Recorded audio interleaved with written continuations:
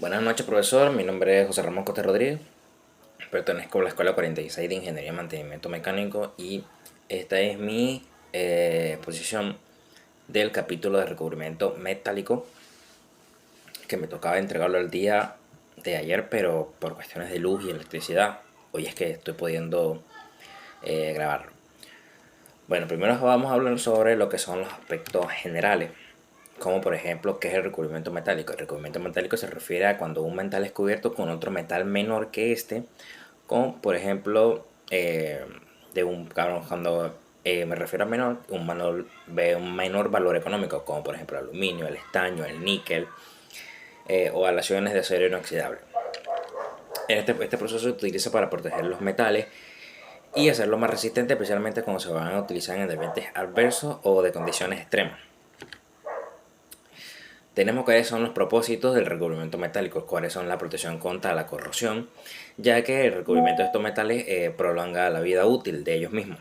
La mejora de las propiedades físicas, como por ejemplo la dureza, la resistencia, entre otros, resistencia al desgaste, a la corrosión, etc. Mayor flexibilidad. También tenemos que la funcionalidad es que algunos recubrimientos metálicos tienen propiedades especiales que los hacen más útil y de más alta conductividad eléctrica para algunos casos especiales. Y tenemos la decoración, que el recubrimiento también se utiliza con fines de joyería, como objetos de adorno y elementos electrónicos. Para pasar al segundo punto tenemos la clasificación, que se clasifica en recubrimientos de zinc, siendo este uno de los metales con más capacidad de recubrimiento. Tenemos el recubrimiento de níquel, que se utiliza para recubrimiento para proporcionar la mejora de la resistencia, de la apariencia y de muchas propiedades como la resistencia al desgaste en general. También tenemos los recubrimientos de cromo, que el cromo se utiliza para proporcionar resistencia a la corrosión principalmente y mejorar la apariencia. Tenemos los recubrimientos de estaño, que el estaño se utiliza para recubrimiento contra la corrosión y la mejora de la apariencia también. Y recubrimientos de cobre, que se utiliza para proporcionar una mejor conductividad, que es considerado uno de los mejores para este tipo. Vamos a hablar sobre la anodización y entre otros puntos generales que también incluye acá. Para saber qué es la anodización es un proceso electrolítico de pasivización utilizado para incrementar el espesor de la capa del natural óxido en la superficie metálica, especialmente en el aluminio. Esto lo que hace es que tenga un poco más de grosor y pues aumente su resistencia para cuando este sea utilizado en estructuras, en donde sea que se vaya a utilizar, no se vaya a ocurrir un quiebre o que el material se rompió, etc. Tenemos que es el cromado galvanizado. El cromado galvanizado es un término que se utiliza normalmente en la industria para los recubrimientos metálicos. Sin embargo, se puede entender como una combinación entre el cromo y el galvanizado. Tenemos cuáles son las funciones del galvanizado, porque esto es muy importante saberlo. La función del galvanizado es proteger la superficie del metal sobre el cual se realiza el proceso.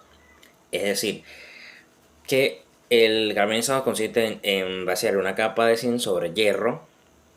Al ser este más oxidable que el hierro, protege al zinc de la oxidación.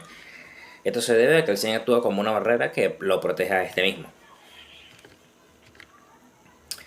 Y como último punto y no menos importante, tenemos las ventajas y las aplicaciones del galvanizado, del cromado galvanizado. Tiene alta protección contra la corrosión, tiene más durabilidad, ya que el proceso de corrosión del zinc es un poco más lento que el del acero, lo que hace que este acero galvanizado sea mucho más resistente.